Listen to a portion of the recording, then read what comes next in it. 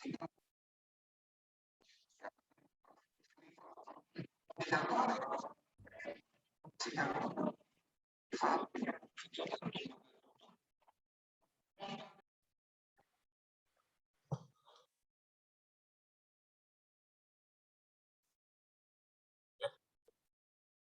ya.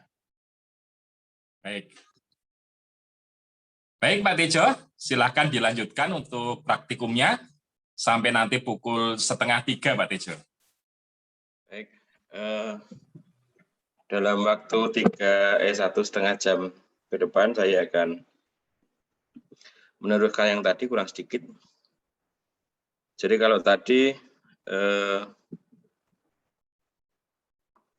indikator mutu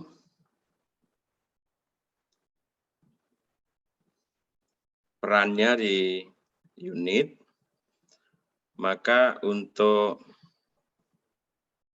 komite PMKP apa yang bisa dilakukan? Saya akan coba masuk sebagai komite PMKP.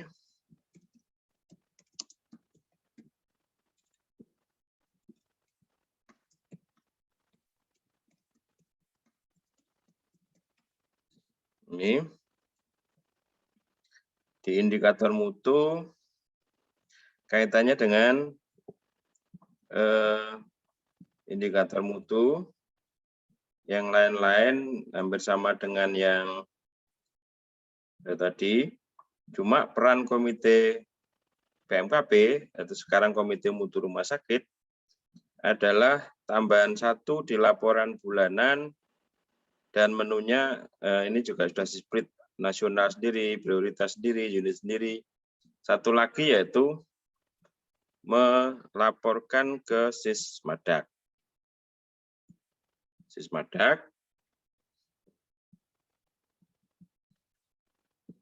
Laporan ke Sismadak. Ini saya bridging dengan Sismadak yang servernya ada di kira-kira 15 km dari sini, gitu ya, di rumah sakit. Saya mau pakai Sismadak.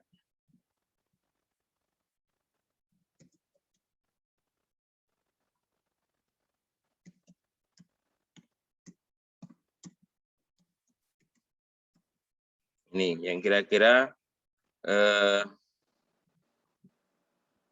ini servernya tidak di sini, di rumah sakit, namun ini sementara jadi 1. Dan sudah saya coba ke server yang lain, juga sama, bisa dilempar. Indikator wajib. Kalau kita lihat, rekap imut. Kalau kita lihat tadi, ini baru sampai Maret ya.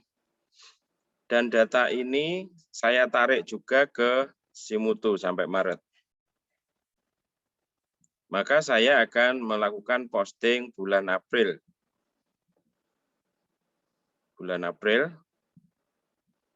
Jadi ini yang sampai Juli sudah ada di server yang lain, server yang berbeda, seolah-olah tanggal 10 April, datanya seperti ini, 99%, 100%, dan seterusnya, sampai kemudian kita klik, jadi caranya sama, caranya mudah. Ini cari bulan laporan April, karena tadi Maret sudah ada, kita posting. Jadi kalau sudah tampil di sini, kita posting. Oh sorry, April nggak masuk.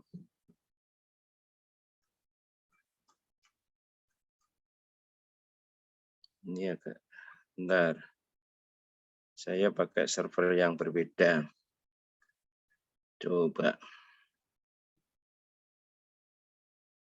Ini server yang lama nggak dipakai. Bentar, saya pakai server yang satunya.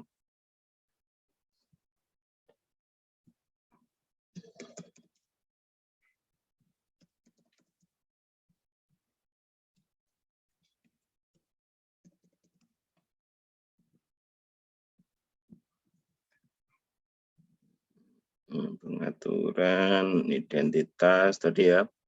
Pengaturan identitas untuk bridging ke ini hanya pakai IP begini. Ke Sysmadak, IP dan nama foldernya. Lalu saya sebagai komite BMKB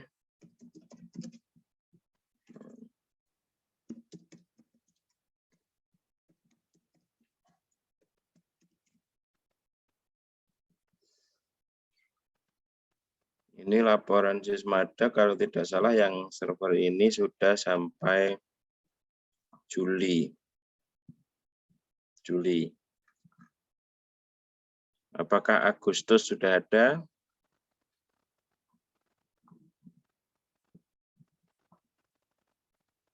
Ini misalnya, ini saya posting sebagian.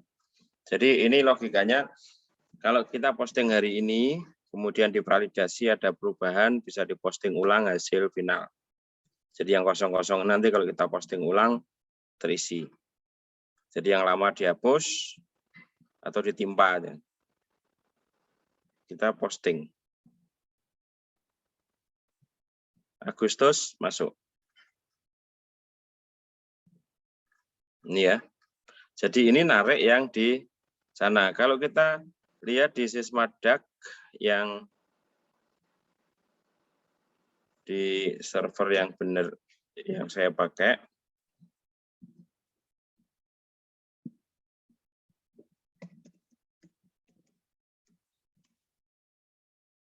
bulan Agustus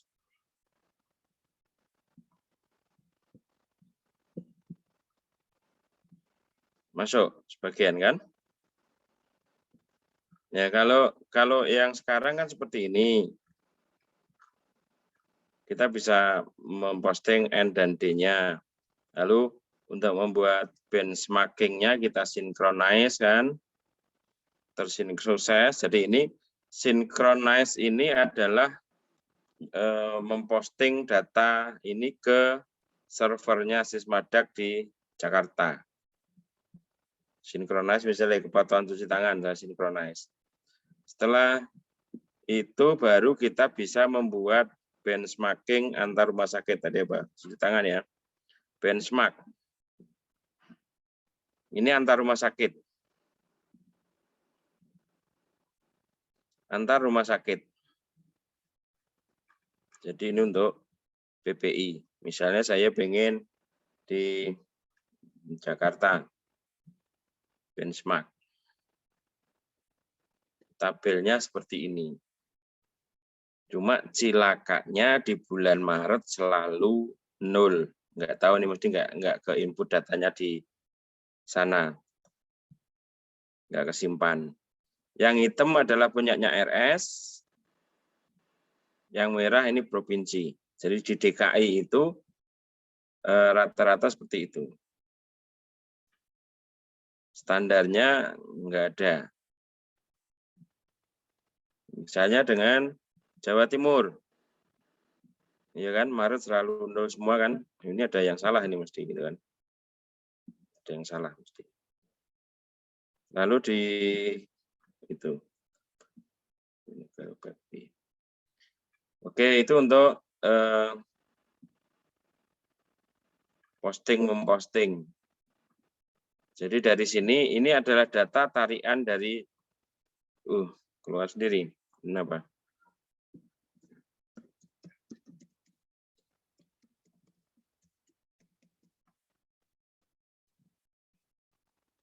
Jadi adalah ini narik dari data yang ada. Jadi kita bisa monitor langsung sudah diposting atau belum tanpa membuka Sysmadak. Lalu bedanya apa dengan yang mutu Fasiankes?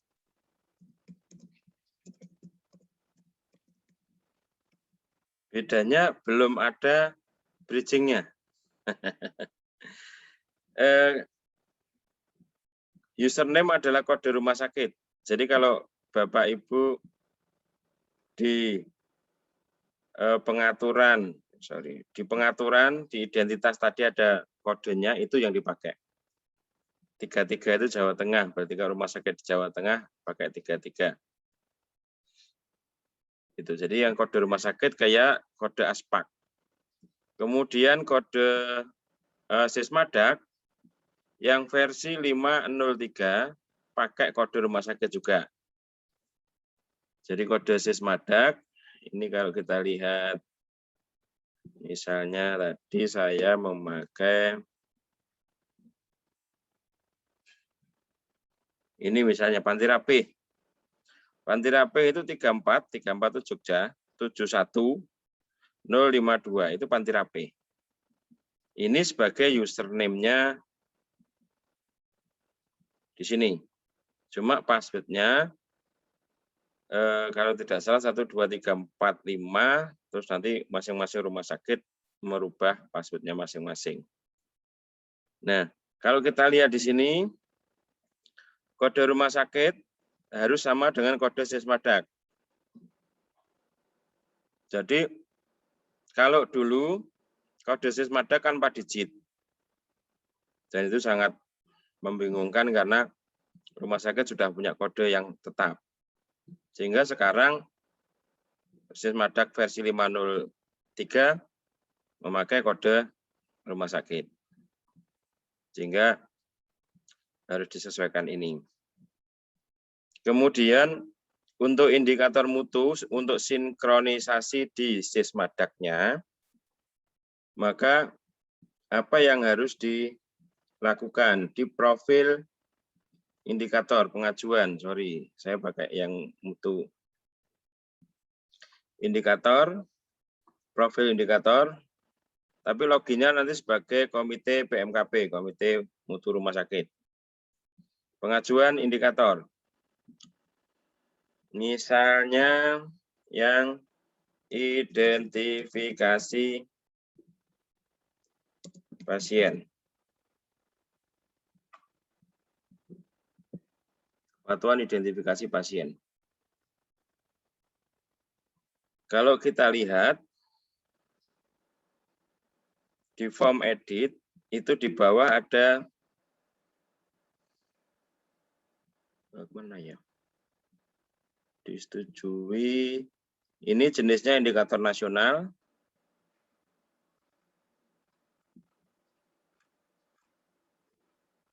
Jadi harus diatur jenis indikatornya. Nasional, prioritas atau unit. Nasional. Dan sebisa mungkin nih. Bentar, saya agak lupa lama enggak. Kemudian penetapan indikator mutu nasional.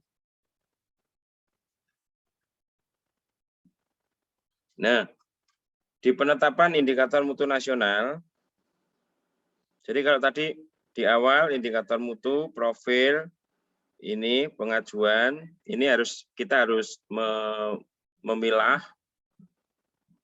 nasional atau unit, atau dari sini. Ya, itu masih draft. Dari sini. Nanti setelah itu masuk penetapan, profil, penetapan nasional, terutama yang mau di bridging, kita buka, misalnya ini kepatuhan. Nah, karena di Sismadak itu saya lihat kode Sismadaknya recordnya nomor 98. Sehingga itu yang dipakai. Nah, ini mungkin ke depan kalau kita benar-benar bisa bridging, ini tinggal cari di sini, nanti otomatis tersinkronisasi. Ini nomor rekodnya, nomor ID-nya di Sismadak.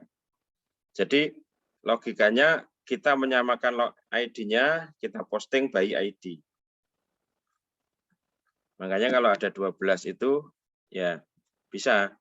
Cuma kalau tadi yang kemarin Bu Siti Aisyah bisa enggak? Ya bisa aja, asal tahu nomor ID-nya di database-nya, tabelnya Sismadak dengan ini. Kalau disamakan aja, yang di tempat ini si mutu rekod ke berapapun, tapi yang di Sismadak berapa. Harus sinkronisasi.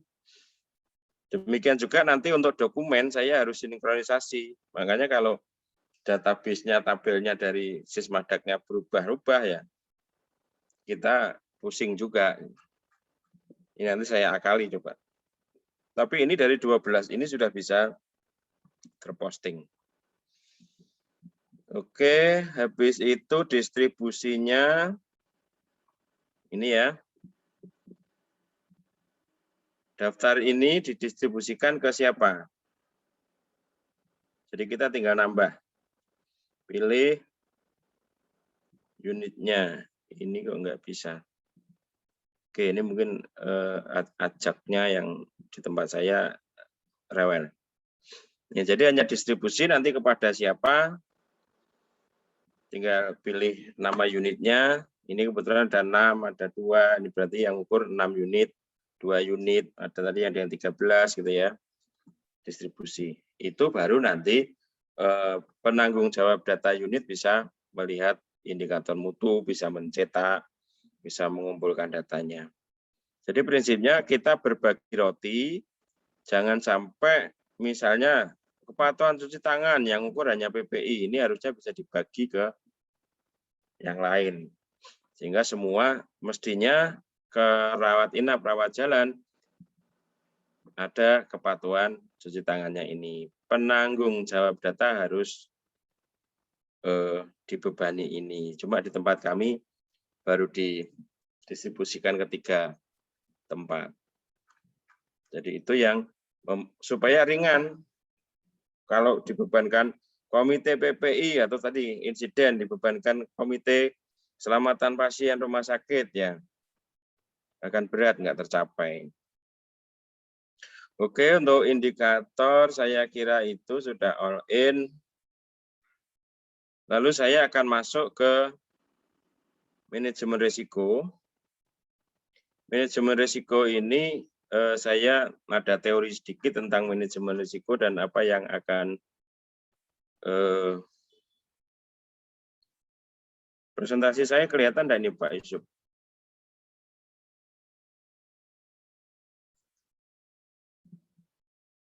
Bisa dilihat? Bisa, Dok. Jadi kelihatan. saya sebelum masuk ke materi tentang manajemen risiko yang di Simutu, saya pengen bercerita karena ini kemudian saya olah dan sebagainya di Simutu belum dalam tanda kutip belum ada apa-apanya, hanya sekedar laporan dan analisis sederhana. Nah, sebenarnya manajemen risiko dikatakan terintegrasi sesuai dengan SNARS adalah seperti ini. Nah. Oke. Kalau kita berbicara tentang risiko, kita mengenal bahaya itu. Ya, bahaya. Bahaya adalah sumber atau situasi yang berpotensi untuk menyebabkan cedera atau sakit. Ini kalau menurut ISO ya. Sedangkan risiko adalah ketidakpastian di masa mendatang tentang kerugian yang harus ditanggung. Ini sesuai dengan Peraturan Menteri Kesehatan nomor 25. Jadi kita sekarang memiliki ini. Atau kalau yang ISO tadi, risiko ada kombinasi dari kemungkinan terjadinya peristiwa yang berhubungan dengan cedera parah atau sakit akibat kerja atau terpaparnya seseorang atau alat pada suatu bahaya. Jadi kalau kita melihat gambar ini di kiri bawah itu adalah bahaya. Jadi ada welding di situ, kemudian ada cairan yang mudah terbakar di situ, bahaya. Bahaya akan tetap menjadi bahaya kalau itu tidak terjadi. Kalau terjadi namanya risiko. Nah, risiko itu, nah, kita salah kaprahnya dengan basa Jawa nih, resiko.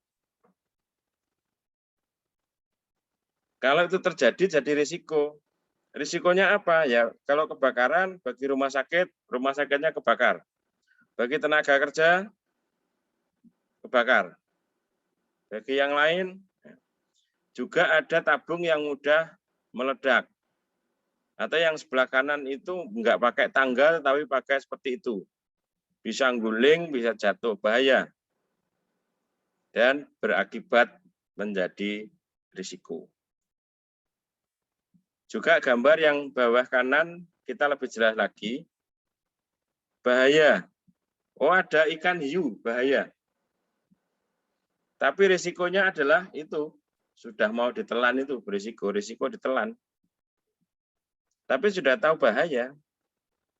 Itu. Jadi mungkin ini supaya kita bisa mempelajari itu.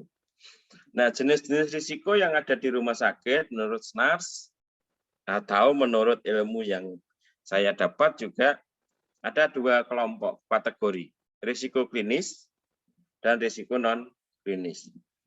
Ini di PMKP 12, Bapak Ibu bisa lihat. PMKP 12 tentang manajemen risiko. Risiko klinis selama ini sudah kita kenal. Insiden keselamatan pasien, kecelakaan kerja, dan infeksi rumah sakit. Ini yang biasa kita kelola. Risiko non-klinis itu risiko organisasi, bisa saja karena reputasi dan sebagainya. Risiko hukum, tuntutan hukum, risiko lingkungan, bisa banjir, bisa longsor, bisa gunung meletus, dan sebagainya. Atau lingkungan rumah sakit kita yang meledak-meledak tadi. Atau chemical kita yang tumpah, nggak tertata. Risiko finansial, bisa bangkrut, bisa fraud, ya.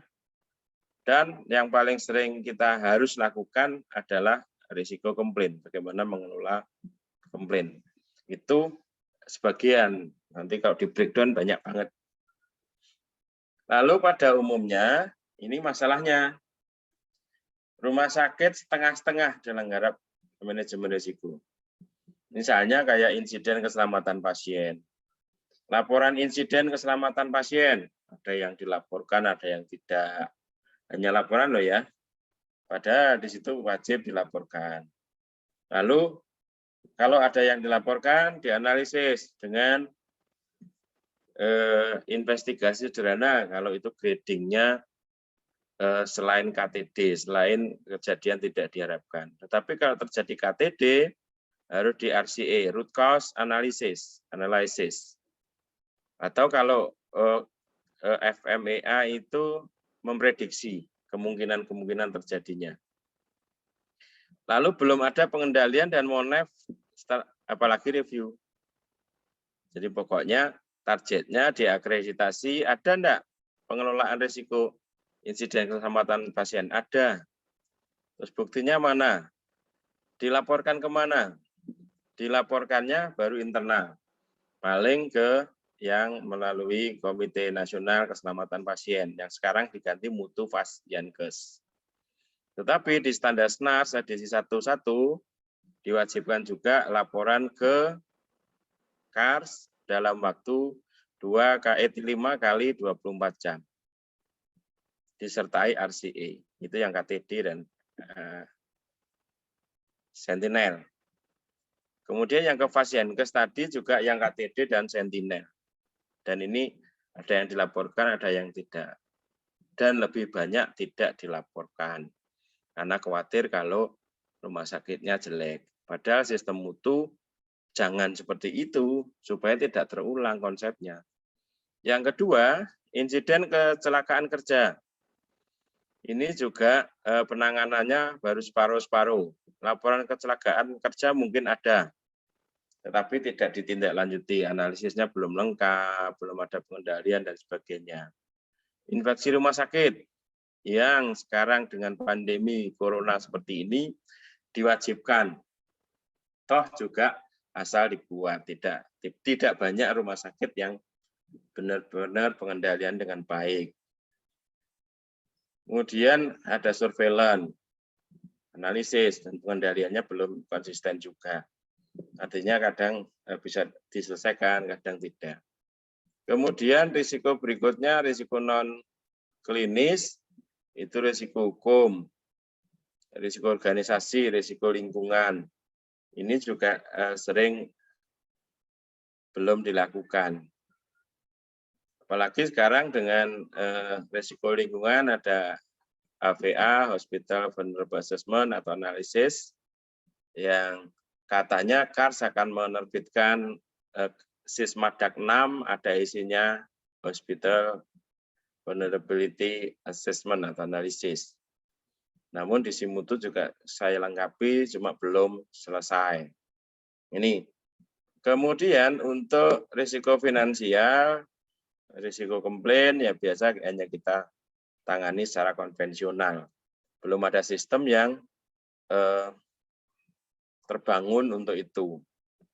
Oleh karena itu mengakibatkan pengelolaan manajemen risiko secara manual ini butuh waktu lama. Karena ya kadang-kadang malah nggak dilaporkan, takut kalau dimarahi. Laporan terlambat, tidak laporan. Data belum bisa digunakan untuk mengambil keputusan oleh manajemen. Padahal kita tahu secara teori dari ISO 31000, ini saya baca, ini prinsipnya bahwa semua risiko ini harus menjadi satu kesatuan dengan proses bisnis rumah sakit. Dengan framework, satu diintegrasikan dengan pelayanan, dengan tata kelola, lalu kita membuat desainnya seperti apa, lalu diimplementasikan. Implementasinya adalah dengan siklus ini, komunikasi sampai monitoring dan review. Saya yakin apa yang dilakukan rumah sakit rata-rata baru sampai ini. Jadi karena di SNAS sendiri yang penting ada register. Register kan ini. Daftar risiko. Perlakuannya belum, mitigasinya belum. Apalagi monitoring dan evaluasi. Sehingga kita perlu berpikir secara teknologi bagaimana membantu rumah sakit untuk bisa melakukan ini proses risiko ini dengan benar. Nah, integrasinya seperti apa? Integrasi komponen risikonya tadi yang klinis non klinis, komponennya yang tadi yang ini ya, yang ini komponennya, terus jenisnya klinis non klinis, lalu sistem informasinya, lalu brainware-nya menyatu dengan kegiatan rumah sakit. Dasarnya apa? Ini kita bisa baca. Kecelakaan kerja, ini kita sudah ganti juga ini ya, ada 2016. Permenkes, dan seterusnya sampai peraturan pemerintah. Nah, acuan integrasinya, kita punya dua istilah di dunia IT, interoperabilitas dan kompatibilitas. Interoperabilitas kemampuan dari dua atau lebih untuk komponen yang berbagi pakai. Jadi kalau antar bridging itu sebenarnya adalah interoperabilitas. Dengan database yang berbeda, dengan sistem yang berbeda, dengan ini kita bisa menyatu. Sayangnya kita juga masing-masing rumah sakit punya sendiri. Misalnya paling gampang, jenis kelamin. Ada yang L dan P. Tapi ada yang 1, 2. Ada yang 01. Ada yang lengkap, laki-laki, perempuan. Jadi belum, maka diperlukan interoperabilitas. Interoperabilitas nanti bisa menyatukan itu dengan data yang berbagai sumber, dengan istilah, tapi konsepnya ini. Secara konvensional ya, selama ini kita garap, ini, terutama yang saya merah-merah ini pasti Bapak Ibu sudah kenal semua. Ini ada yang kenal, ada yang tidak, karena tidak pernah diurus dengan proses manajemen risiko, lalu outputnya nanti bisa seperti ini. Nah, output yang kecelakaan kerja ini sebenarnya nanti bisa ini mengeluarkan format laporan kecelakaan kerja ke BPJS Ketenagakerjaan. Harusnya ya. sehingga tidak terpisah. Nah, potensi yang bisa kita kembangkan sebenarnya, ini mudah-mudahan saya Simutu bisa melengkapi ini, karena ini kebetulan bahan tesis saya, sehingga kalau saya nanti selesai diintegrasikan di Simutu. Jadi diintegrasikan, kalau yang ke internal rumah sakit kita punya SIM rumah sakit, punya SIM kepegawaian, punya SIM mutu nantinya, Bapak Ibu. Dari SIM mutu ini kita bisa menyatukan menjadi sistem informasi manajemen yang terintegrasi. Kita ambil dari aplikasi SIM RS, bisa support ke insiden keselamatan pasien dan data infeksi terkait dengan nomor rekam medis. Kemudian kecelakaan kerja bisa disupport dari aplikasi kepegawaian terkait dengan nomor kepegawaian atau nama kepegawaian, sehingga tidak duplikasi input datanya. Simutu juga memakai seperti ini nanti kalau jadi kalau di Simutu ada menu atau modul pelatihan dan sebagainya bisa memakai data kepegawaian. Kemudian ada ini infeksi dan sebagainya juga bisa pakai. Lalu kaitannya dengan yang pihak luar ada Sismadak, ada Mutu Pasienkes. Ini sayangnya aplikasi Mutu Pasienkes belum menyediakan media bridging-nya. Kalau nanti suatu saat menyediakan, pasti kita bisa support ke sana. Output-nya ya ini hanya tampilan sederhana karena memang butuh lebih baik lagi. Itu untuk gambaran manajemen risiko integrasi yang harusnya dimiliki. Nah, bagaimana dengan manajemen risiko yang ada di aplikasi Simutu? Oke, untuk manajemen risiko juga sudah ada insiden keselamatan pasien, di situ ada ilmunya. Ini Simutu, sorry. Ada ilmunya, ada yang macet, ada yang enggak. Manajemen risiko. Masternya untuk belajarnya bisa melihat di sini. Dampak.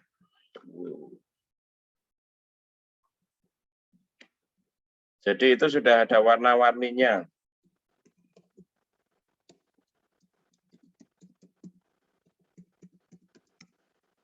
Gradingnya sudah ada untuk menggrading. Saya coba manajemen risiko.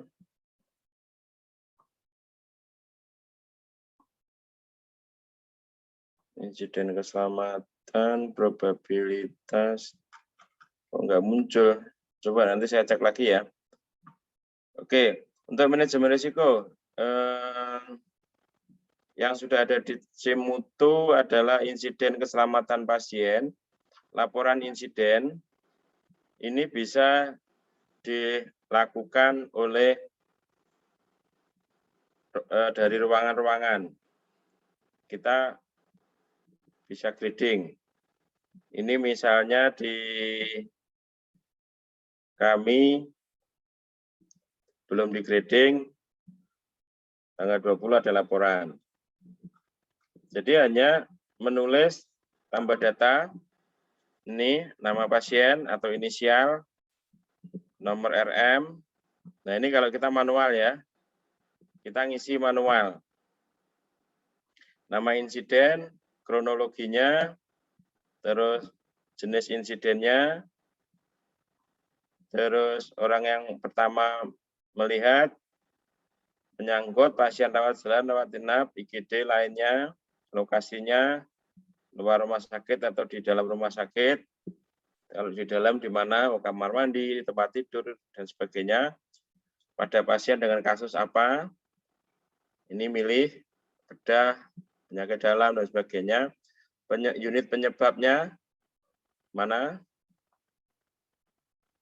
kemudian akibat insiden,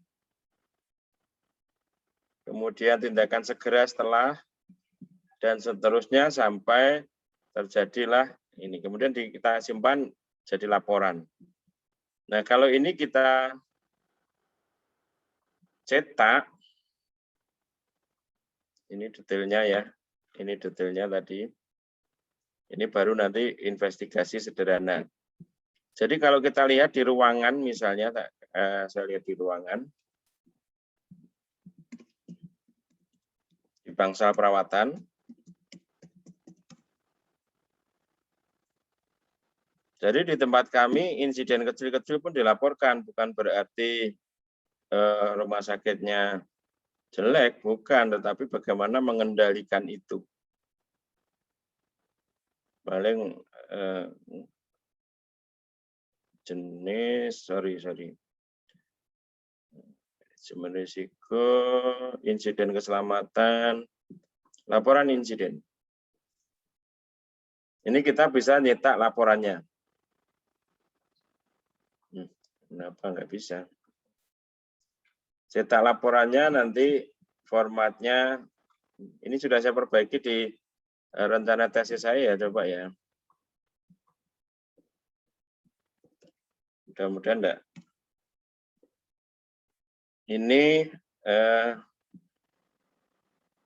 rencana tesis saya.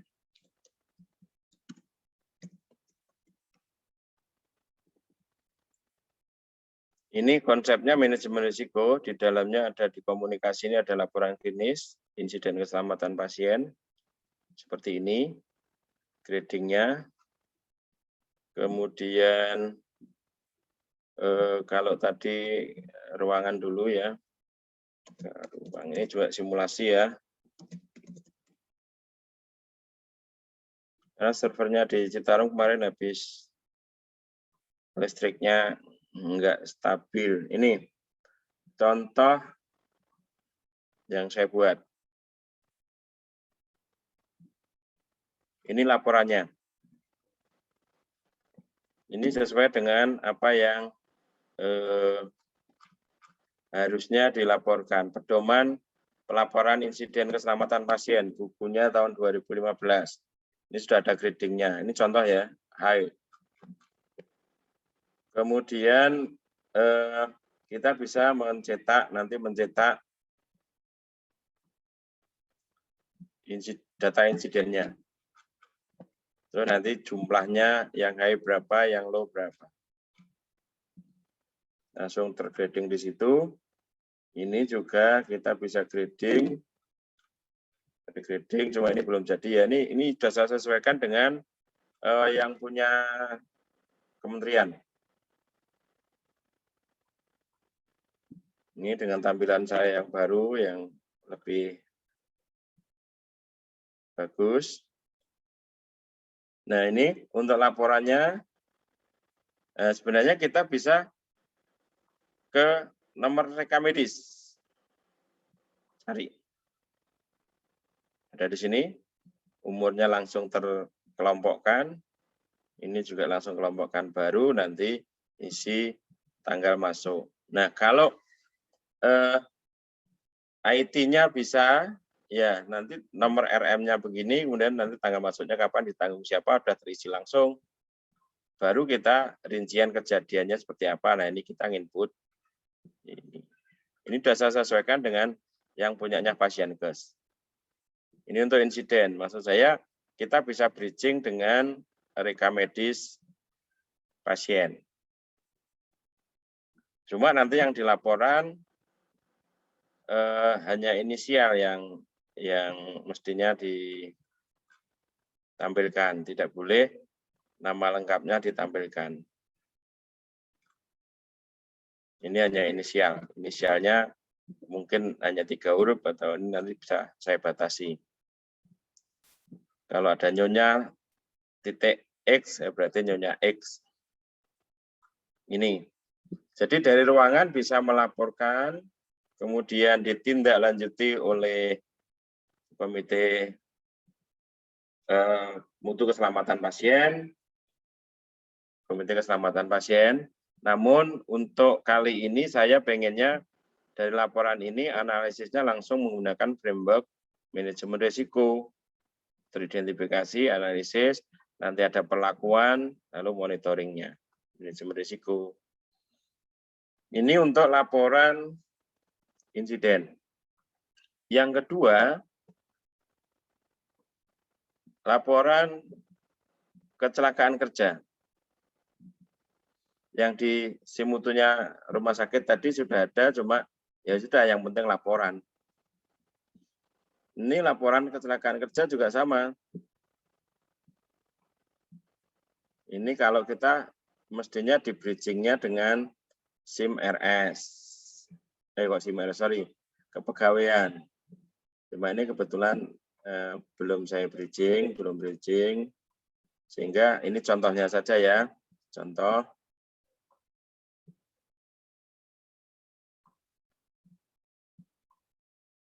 Ini kalau kita cetak laporannya seperti ini, kita bisa membantu untuk pelaporan ke BPJS. Jadi ini nanti melibatkan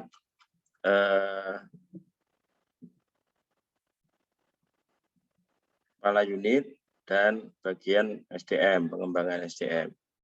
Ini laporan yang kecelakaan. Nanti konsepnya terakhirnya sampai bisa melaporkan ke BPJS Ketenagakerjaan. Lalu untuk surveillance infeksi.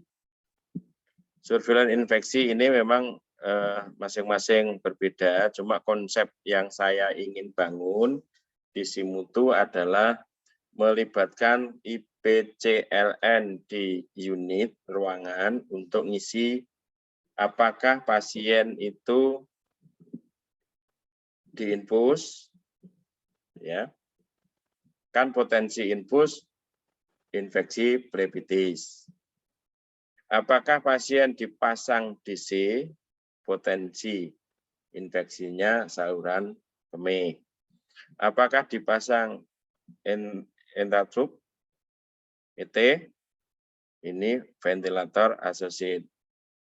Apakah dilakukan operasi, kaitannya dengan infeksi luka operasi atau daerah operasi, IDO, Apakah pasien tirah baring, kaitannya nanti dengan dekubitus. Ini contohnya, jadi di tempat kami hanya plebitis, ISK, BAP, ILO, dan dekubitus. Jadi, nah kalau ini ada daya tarik lagi adalah nanti yang masang, yang data dasarnya berawal dari data pasien, ya bisa, data pasien dengan yang seperti yang kecelakaan, insiden keselamatan tadi, lalu IPCLN itu menandai, ini diinfus. Dari tanda ini, IPCN atau Komite PPI juga bisa melakukan surveillance. Surveillance dengan ya benar-benar surveillance, tidak lagi menggunakan kertas, tetapi menjawab bandel-bandel yang ada di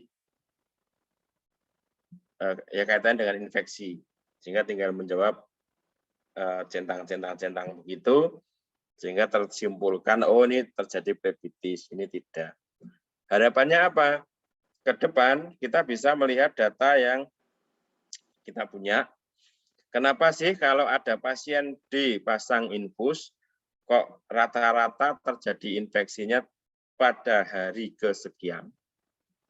Itu baru kita cari analisis nanti. Nah, analisisnya dimainkan. Nah, ini sekarang di mana-mana kelihatannya baru sampai ke situ. Analisis detailnya juga ada. Misalnya tertusuk jarum tadi. Tertusuk jarum, pasien atau keluarga tenaga kerja tertusuk jarum, kemudian pada hari yang sama sudah diperiksa lab, periksa macam-macam, dikasih antibiotik dan sebagainya. Ya, tetapi habis itu apakah dalam masa-masa tertentu, misalnya 1 bulan, 2 bulan, dievaluasi. Nah, ini yang kelihatannya banyak rumah sakit yang terlewatkan. Pokoknya sudah dilakukan itu. Nah, ini framework-nya pakai manajemen risiko, sehingga harapannya kita bisa memiliki identifikasi risk register di rumah sakit. Nah, komunikasi ini juga sama ya, bentuknya bisa rapat, bisa apa, terdokumentasi di sini, termasuk laporan tadi. Risiko non klinisnya belum saya siapkan, tapi non klinis nanti termasuk di dalamnya adalah HVA, HSI. Kemudian penilaian risiko, perlakuan risiko, monitoring, evaluasi. Jadi Bapak Ibu bisa melihat di sini sudah ada teorinya ya. Saya pakai admin coba.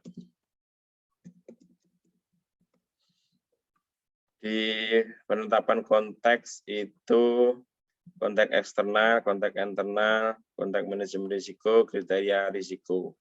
Jadi kalau tadi belajar kriteria risiko, dampak itu sudah ada warna-warninya. Ya, pokoknya dampaknya kalau 3 ke atas itu hati-hati, mulai merah gitu kan. Kemudian kalau insiden tadi ya, insiden tadi kriteria risiko, kemudian insiden,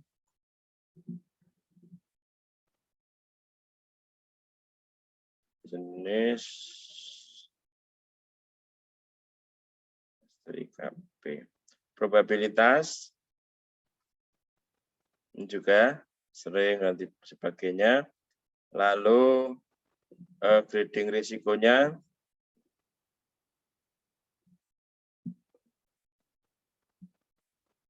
gradingnya ini sudah ada teorinya seperti ini, sehingga nanti otomatis terwarnai di laporan ini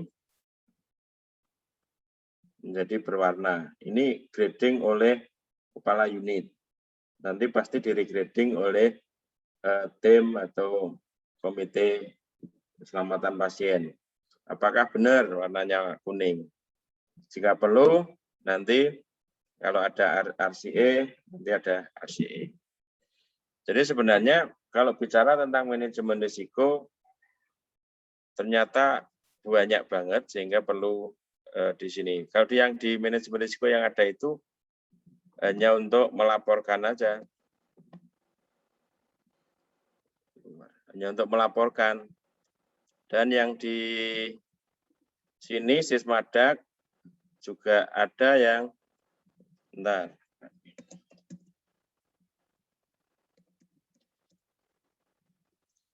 Jadi ini nggak tahu apakah Sismadak masih dipakai untuk laporan ini, karena ini saya tunjukkan.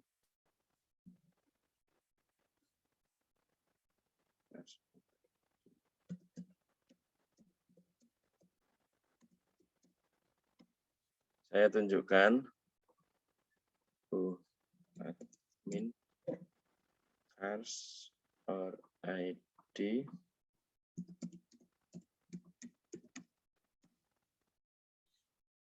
Ini sebenarnya di Sismadak juga ada laporan insiden keselamatan pasien. Laporan ini cuma tidak pernah diisi. Ini hanya contoh ya. Contoh. Jadi sudah ada itu, cuma tidak pernah diisi. Sampai ngisinya bagaimana aja. Oke, sebentar. Oke, laporan baru. Nih. Tadinya yang di SIMUTU itu hampir sama dengan ini. Makanya nih ada nomor RM, nomornya berapa kita harus ngisi. Lalu tanggal lahirnya, asuransinya, sama kan. Jadi sama persis, cuma beda bentuk formnya aja.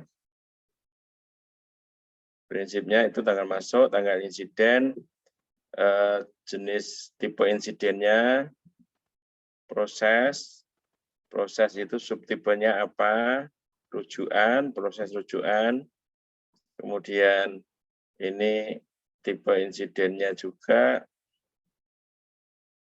ini dan seterusnya sampai ini. Jadi kayak sudah ada analisisnya.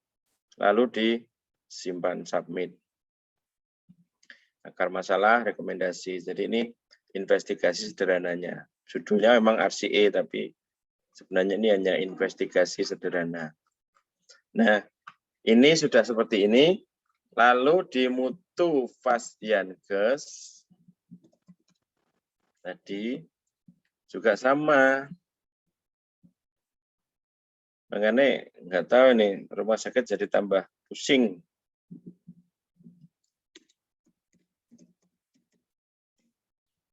Di mutu Fastyankes ini juga ada laporan insiden. Oh sorry, Pak Petunjuk. Kemarin saya sempat ngisi ini. Jadi kalau memang tidak ada insiden, tidak ada atau tidak dilaporkan gitu ya, harus tetap ngisi tiap bulannya. Kalau terjadi nihil, bulan Juli tahun 2021 simpan, itu berarti nihil. Ini yang dilaporkan hanya KTD dan sentinel, kematian. Kejadian yang menyebabkan kematian. Ini kemudian form insidennya. Jadi agar tidak sembarang orang bisa buka, maka ada password ulang.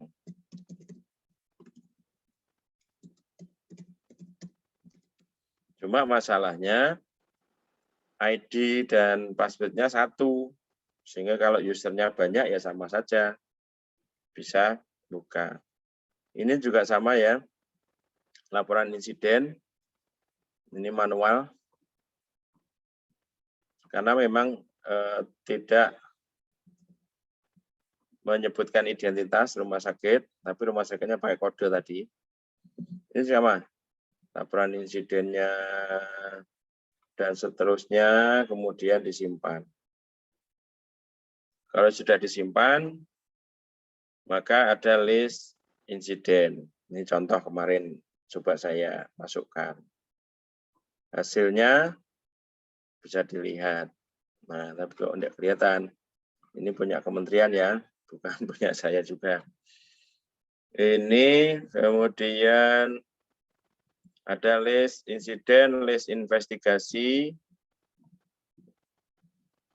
Ini kalau kita perlu investigasi, prinsipnya kalau insiden itu grade-nya adalah kuning dan merah, harus RCA, root cause analysis, dicari akar masalahnya supaya satu bisa tertangani, kedua bisa untuk pembelajaran mengatasinya bagaimana atau mencegahnya bagaimana.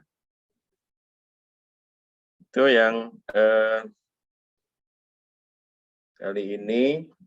Kemudian untuk indikator mutu yang nasional, saya kira bisa dipelajari. Jadi ini prinsipnya nggak tahu nih, ada minimal ada 2 program yang sebenarnya sama, dan itu programnya satu KAS, satu rumah sakit. Nah, harapan saya nanti SIM mutu itu sensornya ada di SIM mutu. Jadi semua insiden masuk ke SIM mutu, lalu ketika di grading, ketika KTD, itu nanti dianalisisnya tadi yang saya sampaikan tadi, oh KTD-nya harus dibuat RCA dan sebagainya. Yang KTD dan sentinel itu adalah sensor, oh ini berarti harus dilaporkan ke Fastyankes. Meskipun ngetik ulang karena tidak ada bridging-nya untuk saat ini. Nah, kalau kita boleh nggak kita pakai ini langsung, ya boleh. Tapi artinya apa? Yang di sini kan hanya KTD dan sentinel, dan apalagi tadi tidak ada identitas pasiennya dari ruang mana dan sebagainya, identitasnya, nomor RM-nya, sehingga kita tracing-nya enggak. Artinya termasuk juga benar enggak ini KTD? Jangan-jangan tidak.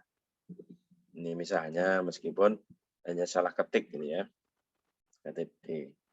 Jadi itu yang mungkin di manajemen risiko untuk yang ini belum berjalan dengan sesuai dengan rule-nya, tapi ini sudah bisa digunakan untuk laporan insiden sampai grading, kecelakaan kerja sampai grading bisa. Yang surveillance infeksi saya belum berani karena ini membutuhkan banyak hal.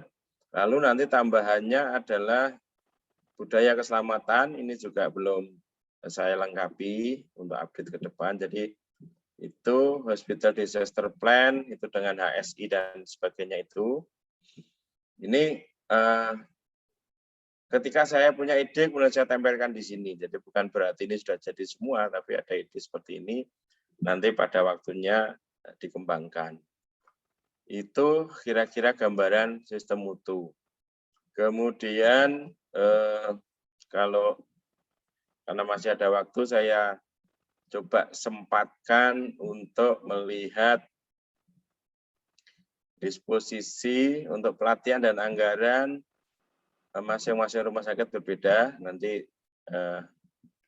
bisa berkoordinasi dengan saya di perjanjian manajemen kontrak ya, nanti TKRS 6 apa ya, itu ada manajemen kontrak, dan indikator mutu salah satunya harus mencakup kontrak karena di klausulnya di BMKP dan TKRS jelas. Jadi manajemen data yang dikumpulkan apa jelas, sehingga perlu salah satunya manajemen kontrak. Jadi ini kalau unit, ini kan unit ya, kaitannya dengan surat masuk pasti disposisi. Dia tidak bisa melihat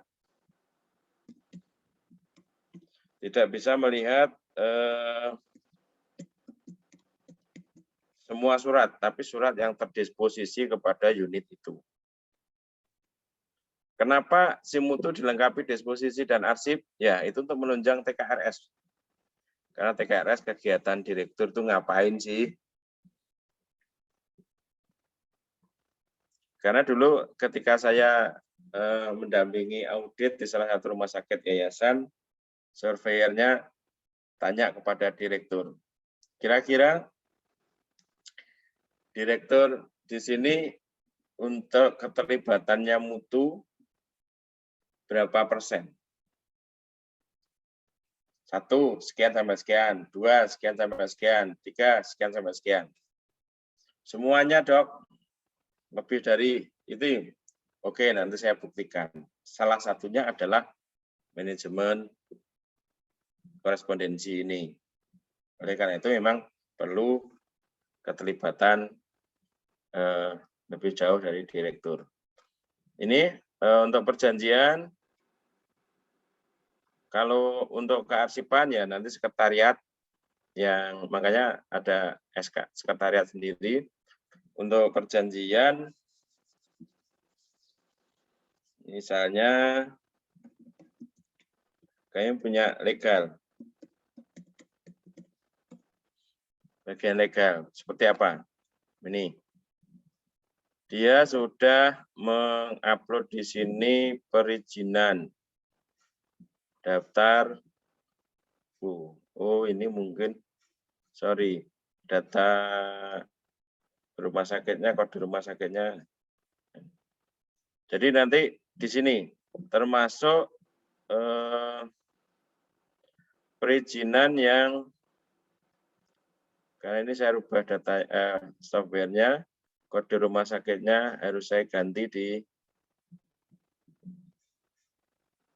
perizinan izin yang masih yang akan berakhir 1 tahun ke depan, nanti akan tampil di sini. Kemudian saya bisa connect ke server, mudah-mudahan enggak lelet. Arsip. Oke, saya sebentar, arsip.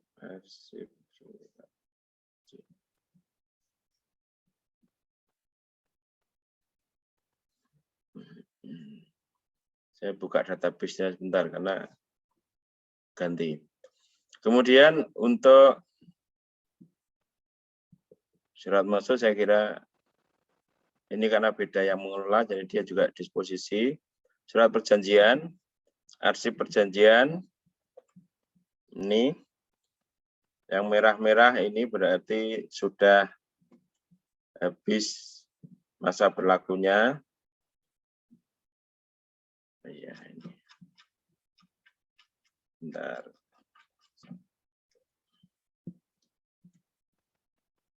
Bentar, ya ngedit.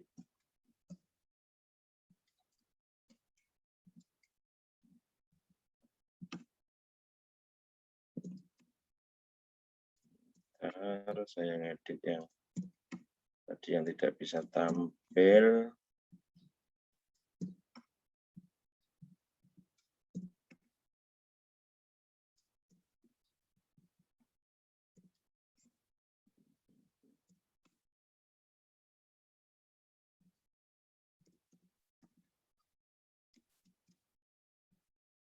Oke.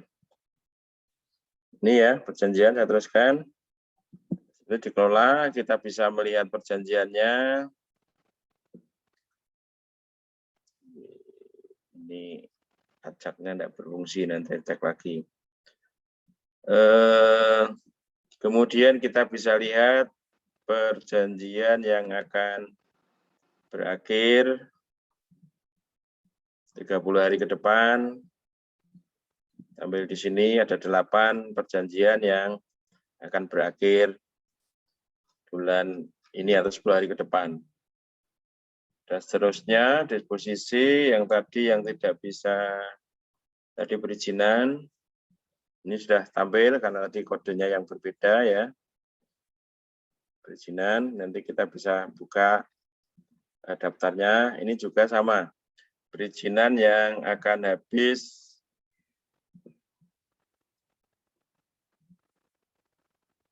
berlaku izin habis, ini ada sertifikat akreditasi sudah habis tapi sudah diperpanjang. Nah, ini ada 58 hari lagi, 88 hari lagi. Ada 10. Ini kelihatannya kami sudah, tim kami sudah mengurus juga. Jadi kita bisa diingatkan seperti itu. Ini ada nanti sampai pertengahan Juni 2022. Itu kemudian yang tidak kalah penting adalah perpustakaan. Ini tolong dikelola dengan baik karena supaya bisa dipakai di instrumen akreditasi, khususnya di instrumen tadi untuk kaitannya dengan acuan. Ini ya perpustakaan. Nanti saya cek ini ada yang bisa buka, ada yang tidak. Itu untuk perpustakaan. Kemudian dari unit juga bisa mengajukan penambahan perpustakaan. Tinggal ini kalau ada covernya lebih baik. Ini contoh dulu. Saya mengusulkan pembelian buku ini. Itu kemudian untuk utilitas itu adalah agenda kegiatan untuk catatan kegiatan aja. Ini mungkin tidak tampil juga ada ininya ya, kode rumah sakitnya yang berubah tadi. Kemudian pesan internal, jadi masing-masing juga bisa berpesan-pesan di sini. Lalu WA Gateway ini belum selesai, enggak saya selesaikan karena harus memasang engine. Kalau tidak mau memasang, pakai yang API langganan, lumayan mahal juga. Ini mungkin nanti dikembangkan kereta yang agak bisa di ini Telegram deh. Telegram ya. Jadi nanti saya lihat aja lah perkembangannya. Itu kemudian yang terakhir adalah glossary. Ini adalah istilah-istilah catatan untuk istilah di akreditasi di SNAS. Oke, secara keseluruhan sudah saya sampaikan, ini saya akan update juga, sehingga tolong yang sudah diterima itu diuji coba, nanti saya dengan melihat Pak Yusuf ngabari ini update-nya bisa di-download di mana ya seperti tadi, lalu diuji coba lagi sehingga menjadi program yang benar-benar bisa dipakai di rumah sakit Bapak Ibu, tidak sekedar bisa dipakai di rumah sakit saya. Sehingga harapannya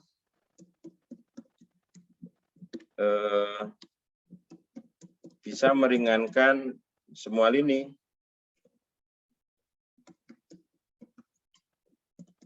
Karena prinsip akreditasi kan prosesnya yang tidak akan berhenti, kemudian harus menjadi budaya sistem supaya berjalan dengan baik. Nah ini secara otomatis dashboard, saya akan bercerita tentang dashboard, akan merekap di rumah sakit kami ada 166 indikator mutu. Indikator mutu nasional ada 12 yang diposting di Sismadak. Bulan ini terlaporkan 11, yang clinical pathway tadi kesusahan, sesuai dengan itu. Indikator mutu prioritas ini sudah dilaporkan 11, kurang 1. Pemilik semua sudah dilaporkan, indikator mutu unit masih kurang 2. Sudah 98% dilaporkan. Nah, rekapnya ada di sini. Belum dilaporkan ada 4. 1, 2, 3, 4. Betul kan? Kemudian belum waktunya. Nanti ada 8. Tidak ada kasus. 7. Lalu yang tercapai. Berarti kalau 168 dikurangi 8. Terus belum dilaporkan. Kemudian ini kepatuhan. Ini yang saya pasang di sini, yang tadinya saya buat indikator mutu. Sekarang saya cukup memantau di sini, kalau tanggal-tanggal ini saya ingatkan dengan WA. Ini analisis sederhananya, apakah cocok apa tidak, monggo nanti dicermati analisisnya, naik turunnya dari bulan lalu dan sebagainya. Ini otomatis ya, jadi yang dashboard ini otomatis tampilannya. Kalau nanti dipasang merasa agak berat ya nggak usah dipasang. Kemudian yang belum dilaporkan tadi ada 4, ini penanggung jawabnya siapa, jenisnya, oh ini yang ternyata kesmik, ternyata diklat, ternyata kesmik lagi, ini komite medis.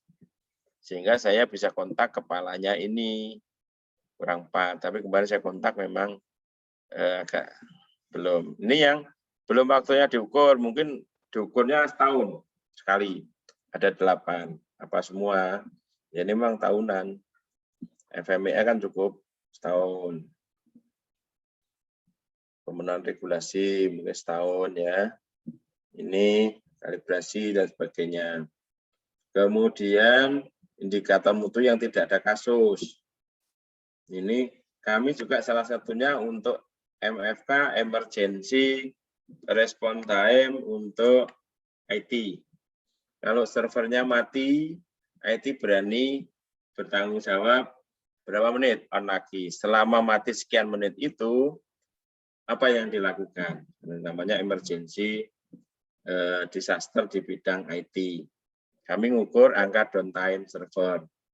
Jadi kenapa tidak ada kasus? Ya memang tidak ada, selama sebulan nggak down. Dan sudah setahun ini tidak ada down server. Sehingga tidak mengganggu pelayanan. Ini ya, jadi ini. Nah, baru selanjutnya adalah benar nggak ada down. Benar nggak ini tidak ada laporan. Nah itu biasanya di akhir, di awal bulan, di tanggal 10 itu kami ada rapat mencermati ini untuk memastikan itu. Lalu tiap 3 bulan kami adakan juga namanya rapat tinjauan manajemen, jadi 3 bulan sekali. Jadi mengevaluasi data 3 bulan. Nah, kalau yang RTM, rapat tinjauan itu ya mengevaluasi indikator, mengevaluasi risiko ini, termasuk FMEA dan RCE. Itu saya kira yang bisa saya paparkan panjang lebar, namun tidak menutup kemungkinan memang masih ada beberapa yang error karena ada perubahan yang ada di Sismadak maupun di sistem yang selalu dikembangkan, sehingga mungkin demo saya tidak memuaskan, kurang memuaskan, saya minta maaf karena ya selalu dikembangkan. Nah, harapannya begini, Bapak Ibu mencoba yang bisa dipakai, indikator mutu bisa dipakai. Nanti kalau ada error-error, tolong kontak saya, karena yang membuat programnya saya. Jangan kontak Mas Yusuf nanti lempar ke saya juga. Mau kontak Mas Yusuf silakan, tapi Mas Yusuf pasti lempar ke saya. Tapi lebih baik Bapak Ibu bisa kontak saya. Di buku yang kemarin, di belakang sudah ada biodata saya dan Pak Yusuf. Bisa dilihat, bisa lihat kontaknya. Lewat WA ya boleh, ngajak yuk Zoom Pak, ya yuk. Sekarang modelnya Zoom ya, boleh. Yang penting kita bisa, nih harapan saya begini loh. Bukan berarti saya terus, oh ini punya saya, enggak. Kalau di IT panjenengan bisa mengembangkan untuk rumah sakit lebih baik, ya monggo. Bisa ditambah-tambahi. Tapi yang penting role standarnya jangan dirubah. Karena saya pasti update. Kalau nanti jenengan rubah-rubah, saya update. Ini update-nya di-download, nggak cocok nanti. Oke, saya kira itu Pak Yusuf. Saya serahkan selanjutnya kepada Mas Yusuf. Ya. Monggo. Terima kasih Pak Tejo atas wawasan, ilmu, dan juga inovasinya. Dan saya yakin ke depan ini karena yang namanya program terus berkembang dari versi ke versi. Nah, oleh karena itu ini harus kita posisikan ya, workshop ini adalah sebagai perkenalan ya. Sebagai perkenalan untuk kemudian nanti kita bisa menjalin kerjasama lebih lanjut terkait dengan manajemen sistem informasi manajemen di tempat kita.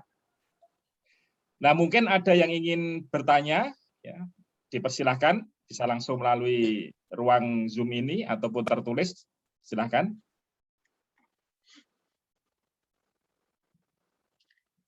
Atau nanti juga misalnya Bapak Ibu, biasanya kalau ngajari sesuatu yang baru, kemudian oleh orang internal itu biasanya tidak dianggap sesuatu yang wah yang harus dilakukan. Bapak Ibu bisa kontak Pak Yusuf untuk mungkin in-house training dan sebagainya. Kami juga bisa melayani in-house training itu.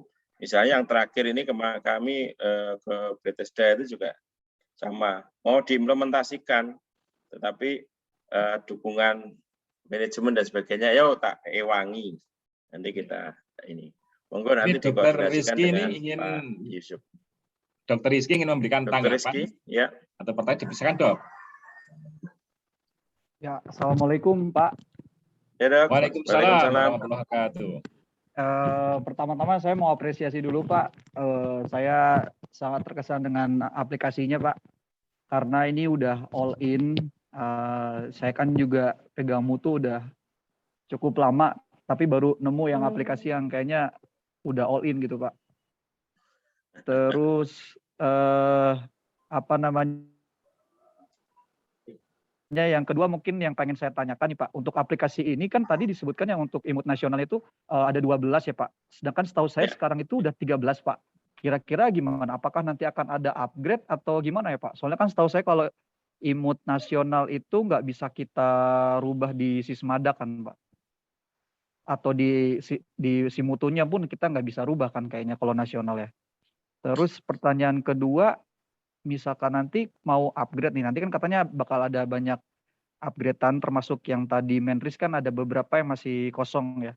Nah, kira-kira untuk mengupgrade-nya itu apakah kita harus upgrade juga aplikasinya, misalkan jadi kayak Sismadak 530 jadi 531 misalnya gitu. Atau sistemnya sama kayak kayak Google Sheet gitu loh. Jadi kayak Bapak rubah tanpa perlu mendownload ulang, otomatis kita juga udah bisa lihat hasil perubahannya gitu, Pak. Itu pertanyaan saya. Terima kasih, Pak. Terima Baik, kasih kembali. untuk indikator mutu memang yang nasional kita tidak bisa ngapa-ngapain. Tapi di Sismadak masih 12 yang lama. Lalu yang baru yang banyaknya Kemenkes itu awalnya hanya tampil 12. Ini tadi saya cek sudah 13 tambahan APD di paling bawah. Itu memang tidak bisa kita ubah dan sementara ini tidak bisa di bridging. Jadi mau nggak mau pakai aplikasi itu. Makanya tadi saya dari awal kita punya 3 aplikasi kalau mau menerapkan SIMUTU. Tapi masing-masing kalau kita lihat di Sismadak kan hanya pokoknya matangnya lempar ke sana. Di Kemenkes juga hampir sama. Tapi SIMUTU kan proses bisnisnya saya buat seperti itu. Supaya kalau ditelusuri namanya sistem mutu kan itu berproses, Pak. Tidak asal, oh ini hasilnya loh, prosesnya seperti apa. Karena sekarang teman-teman di KARS sudah banyak belajar sistem mutu model ISO. Kalau ISO kan memang sistemnya yang dinilai, bukan hasil akhirnya. Zaman dulu ketika awal-awal akreditasi, ini kok sistemnya nembak ISO. Oh enggak, saya punya sendiri. Wah, bangganya gitu dengan orang KARS, tahu-tahu ya memang sistem itu kan ISO. Ini Dok, jadi kemudian untuk update-nya, nanti pasti ada update bagian-bagian tertentu. Saya ada petunjuknya nanti misalnya. Ini silakan di-download, kemudian di-paste, di-copy-paste ke ini. Hanya itu aja, nggak ngerubah yang lain biasanya. Jadi nggak ngerubah macam-macam. Itu ya Dok. Sukses Dok. Ya, makasih banyak Pak. Ya. Baik, yang lainnya dipersilakan.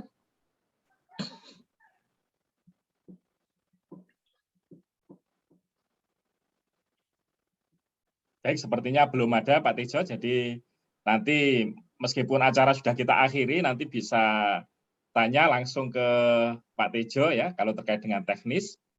Nah, kemudian grup ini akan kita tutup nanti setelah semua administrasi selesai.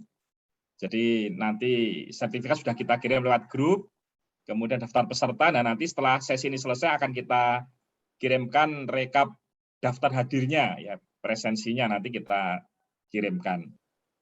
Nah, kemudian untuk manajemen, jika nanti menanyakan masalah bukti pembayaran dan sebagainya, nanti paling lambat akan kita kirim hari Jumat. Jadi masih proses administrasi, nanti hari Jumat kita kirimkan bukti penerimaan pembayaran. Baik, saya kira demikian Pak Tejo, sepertinya forum kita bisa dicukupkan sampai di sini dulu ya. Dan nanti kita sambung di lain kesempatan dengan platform yang ada. Ya. Baik, ini kita sebaiknya foto bersama ini ya. Jadi kalau memungkinkan silakan muncul di layar Zoom masing-masing ya. Kemudian nanti kita foto bersama. Baik, Ibu Dr. Titi Sutiamah, Ibu Rika, Bapak Rizal, ya. Baik, dimunculkan wajahnya. Ya. Baik, saya kira bisa diambil Pak Agus sudah? Ya. Dalam hitungan ketiga siap ya. 1, 2, 3. Sekali lagi. 1, 2, 3. Ya, terima kasih. Terima kasih Pak Agus. Terima kasih Bapak Muhammad Nur Salam, Ibu Siti Aisyah, Dr. Rizky Renggana, Bapak Dede, Ibu Rika, Dr. Titi Sutiamah, Bapak Rizal, dan Pak Tejo beserta tim yang ada di Zamili.